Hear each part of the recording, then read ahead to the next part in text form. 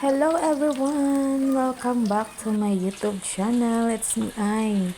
So for today's cravings guys, meron tayong gagayahin recipe na chicken seaweed roll. So first time ko itong matitikman guys. Mukhang masarap sa aking paningin kaya ang aking utak ay gumagalaw-galaw na naman guys. Para gayahin ang reseping ito. So syempre, amuyin muna bago tikman. Wag na nga nating patagalin guys, simulan na natin yung ating pagluluto. Meron akong nabiling 1/2 kilo na chicken breast. Tapos may 2 carrots, 2 small size na onion, spring onion, 5 cloves garlic, 1/2 teaspoon ground pepper, 1/2 cup all-purpose flour. Kung titingnan nga natin guys, ay mukhang mas madami pa ang aking carrots kaysa sa chicken. Kaya kung ayaw niyo ng maraming vegetable ay pwede niyong bawasan ang inyong mga carrots. So ayun guys, nagluloko ang aking camera kaya hindi na nakuha na ng video ang paglagay ko ng 2 itlog, 1 sacheng maliit ng oyster sauce at 1/2 na tablespoon na salt. So pagkatapos kong nailagay lahat ng mga iyon guys ay haluin lang nating maigi ang ating ingredients.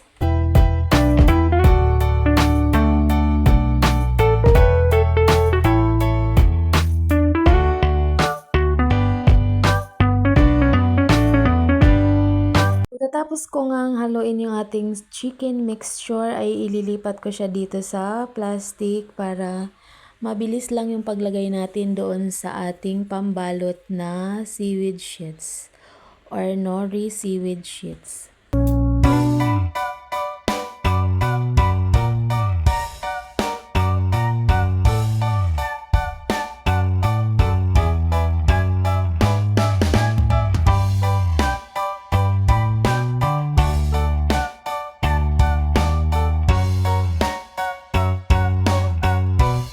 Bago nga natin ito babalutin guys, ay handa muna natin itong ating pampadikit doon sa ating pambalot. Meron tayo dito guys na 2 tablespoon na all-purpose flour, tapos 2 tablespoon na cornstarch, tapos 1/2 cup lang na water. Dahan-dahan lang yung paglagay ng ating water guys. At na-realize ko nga dyan paano ko i-dip yung ating chicken seaweed roll. Maliit ang mangkok. Kaya ayan guys, nilipat ko siya sa malaking mangkok at hinalo ng maigi para matunaw yung mga buo-buo.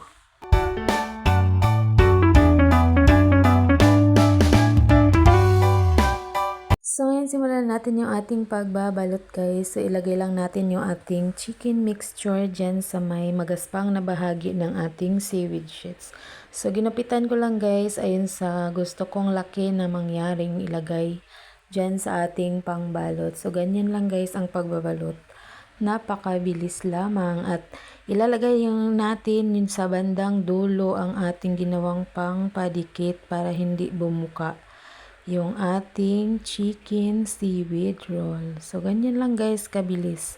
Ganyan lang ang gagawin natin hanggang maubos natin sa pagbabalot.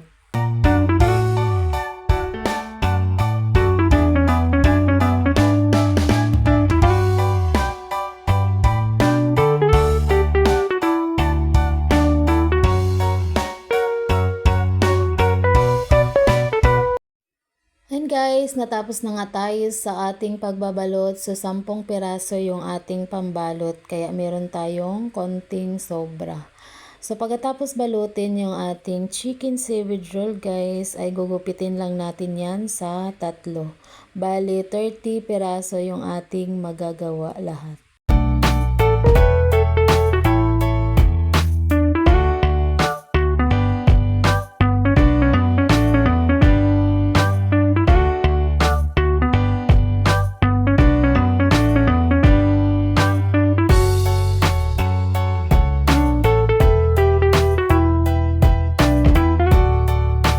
Pagkatapos nga natin gupitin yung ating binalot na chicken guys, ay magpapainit na tayo dito ng kawali at ilagay natin yung ating mantika. Tama lang na malubog yung ating lulutuing chicken seaweed roll. So yung sobra nating cornstarch mixture guys ay ilublob lang natin dyan yung ating niluluto bago natin ilagay dyan sa may mantika para mag-crispy ang ating chicken seaweed roll.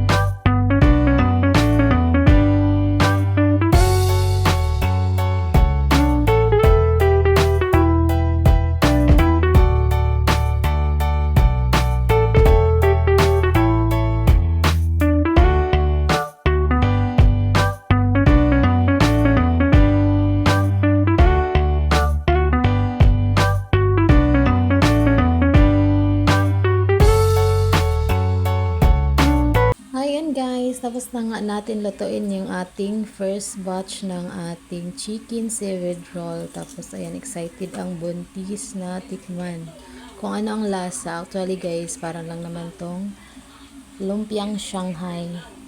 Kaso magkaiba lang yung sa amoy. So ito na guys, lahat ng ating niluluto. Kulang na yan sa bilang dahil nakailang piraso ang buntis. Hanggang dito na lang guys. Thank you all for watching. Please like and subscribe.